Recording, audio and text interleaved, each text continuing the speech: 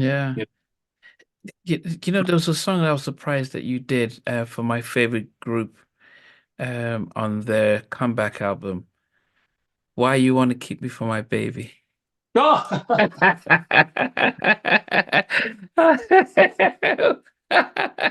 an interesting. Yo, that is an interesting story. Because remember I mentioned like so back in the day before I got into business, I was like I had this list of producers I wanted to meet.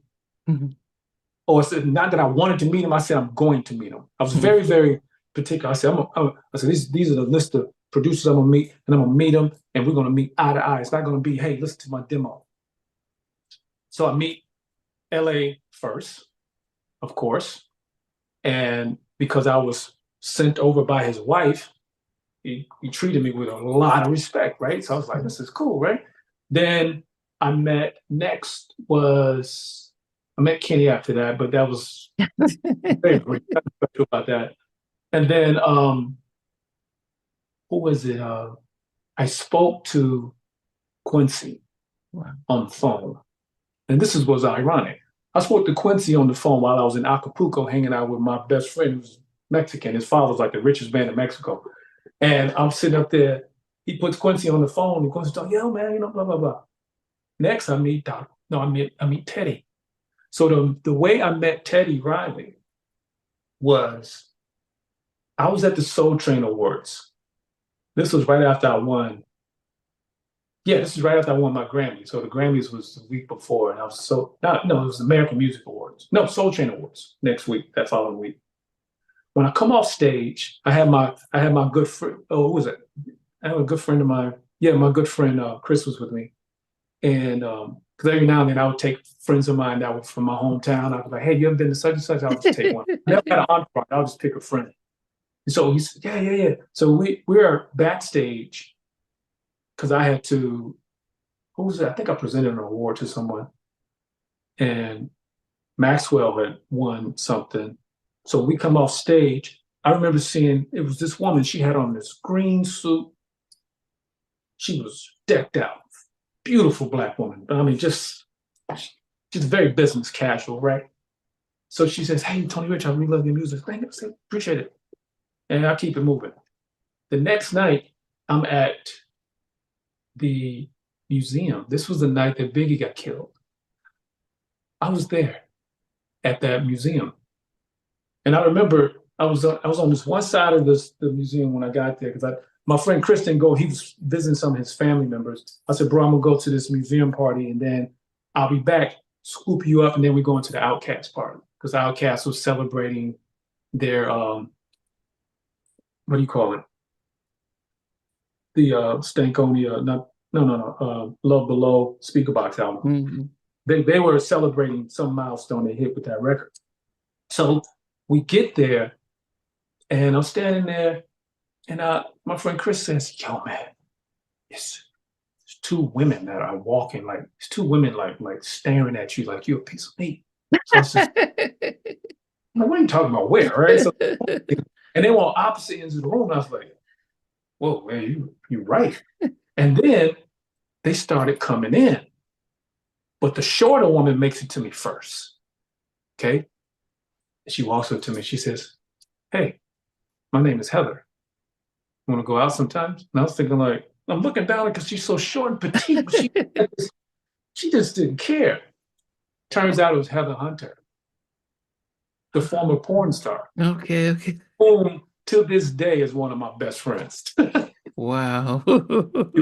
So we've been friends ever since then. It was funny because she asked me out, but we never went out. But she made it to me first. The other girls saw her make it to me. She turned off. And so at that point, me and Chris, we moved to a different section, and that's where we see her. But she's dressed different. This woman, the second woman, I didn't recognize her. And then she said, "You don't remember me?" And I said, No. She says, "Last night at Soul Train Awards, I had the suit on." But she had a shirt on that had her back out. It looked totally different. Like she was a totally different, she was in hot girl mode. And so she says, "Yeah, I manage Blackstreet, Teddy Riley, blah, blah, blah." I was like, "Oh, wow. And I had told her, I was like, yeah, I got mad respect for Teddy. He's on my list that's one of the people I'm gonna meet. She said, yeah, blah, blah, blah. And then she had told him, yeah, I was hanging out with Tony Rich. I really like him. And he said, I got a lot of respect for him. So she linked us up Mm. because they used to date. And Yeah. at this point in time, she and I started dating.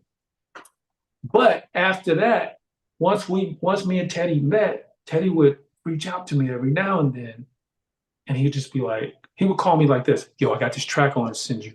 I need some dope lyrics. I was like, cool. So Teddy would call me about lyrics. And it was about how I say what I say. And then at one point he called me up to Virginia to work on the Guy 3 album. Yeah. So he said, look, man, I got 2 tracks. I already have the hook and the hook and the tracks and the hooks for him. I said, all right, cool. So there was 2004 and then Why You Want to Keep Me From My Baby, right? So I was literally locked in the studio writing those lyrics. And then the exciting part was to hear Aaron singing it after my right. So on Why You Want to Keep Me From My Baby, I just wrote the verses and the bridge on that. The hook and the track was written by Teddy.